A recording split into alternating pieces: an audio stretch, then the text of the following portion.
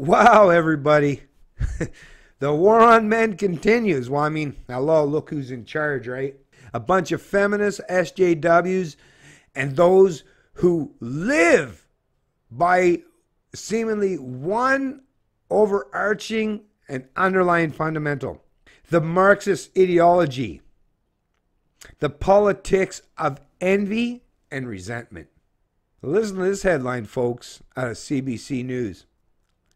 RCMP getting $10 million to reactivate unfounded sexual assault cases. The funding is part of a $187 million package targeting sexual assault and gender-based violence. So, unfounded sexual assault cases. So apparently these are unfounded, so they were already investigated and determined to be unfounded. But hey, like I see, these feminazis, they're not happy with that. It's all about envy and resentment and ultimately retaliation and using the big gigantic gun in the room, government, as a means to enact revenge for their perceived oppressors. Wow. The 2018 federal budget is taking political cues from the hashtag MeToo and hashtag Time's Up movements, setting aside $187 million over the next 5 years to combat gender-based violence, harassment, and discrimination.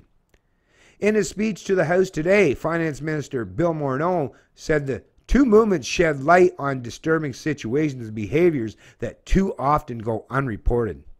Morneau's new budget provides this RCMP with $10 million and $2 million per year ongoing to establish a national unit that will coordinate the review of nearly 25,000 sexual assault cases that were dropped by investigators as unfounded. So they were investigated and deemed not even worthy of going to court, not even worthy of laying charges. But hey, like I say, look at the fucking shit. Like, how is this not pure authoritarianism witch hunts?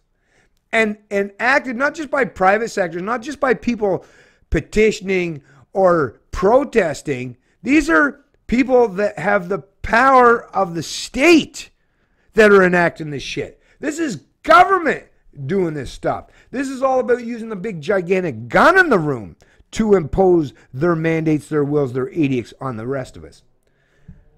How much more disturbing? Like, when will Canadians finally come to realize that this road, and it's not going to be Hitlerist exactly, it's not going to be Stalinist exactly, it's not going to be Maoist exactly, it's not going to even be Chavez exactly in its implementation and how it unfolds. But this is authoritarianism 101, folks. This is using politics, the big gigantic gun in the room, force, compulsion, coercion, and intimidation on a whole segment of the population on a grand scale. Institutional. When people talk about these feminists, these SJWs, you want to talk about institutional anything? This is institutional witch hunts and fear-mongering and discrimination to the nth degree. The RCMP undertook a major review of such cases after a Globe and Mail investigation exposed failings in the sexual assault complaints process. This new money is intended to build upon that work and will allow the RCMP to develop curricula and training to improve sexual assault complaint procedures. Ottawa is setting aside $86 million with another $20 million per year ongoing to expand Canada's gender-based violence strategy.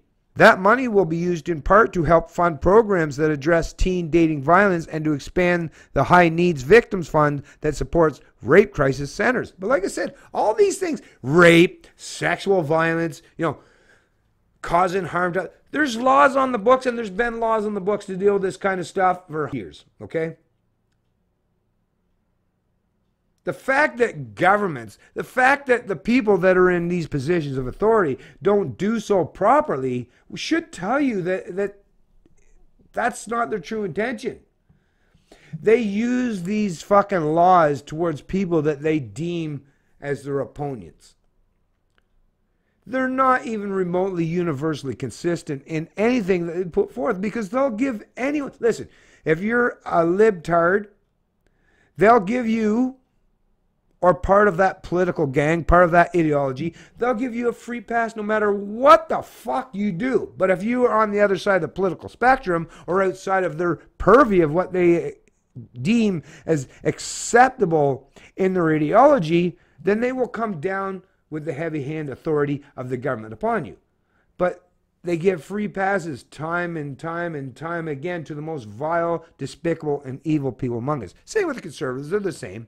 They'll fucking come down heavy on anyone in the private sector where you use preemptive violence towards someone. You'll get your just desserts. You'll get everything you deserve as far as the punishments handed down by the central planners. But they'll give, if you're part of the military or the police, you get a free pass because, hey, hey, I recognize that, hey, you're part of my tribe, so I won't hold you to the same moral or legal authority that I would impose on my political counterparts or those who are outside of my ideological spectrum. Like I say, folks, this whole left-right paradigm, well, at some point in time in the future, people will understand instinctively that it's just a divide and conquer routine that politicians, the ruling class, use to, and while they're dividing you, to run up down the middle, unimposed, unimpeded, and become your new central planning overlords. Apparently, Canadians aren't ready to accept and adopt and own up to their own personal responsibility and push back against this kind of central planning narrative, this kind of witch hunts towards men, this kind of hate and vitriol, and trying to reenact cases that, like, once again, what, double jeopardy doesn't mean anything to anybody anymore, right? But I guess they could say, oh, wait, we didn't actually go through the whole court process. We actually just dropped the charges. So, of course, we should be able to start a whole new investigation that had something to do with that we said that wasn't even deemed worthy of an investigation in the past. But now we will, because politics changed. Morality hasn't changed. Ethics haven't changed. The only thing that has changed is the people in power. And that should tell you a whole lot, folks. It's Canadian Libertarian, and I love liberty.